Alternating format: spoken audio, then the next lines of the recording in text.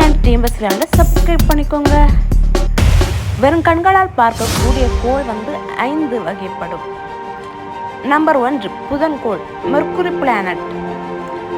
Number 2 வெள்ளிக்கோள், Venus planet. Number 3 வேளன்கோள், Jupiter planet.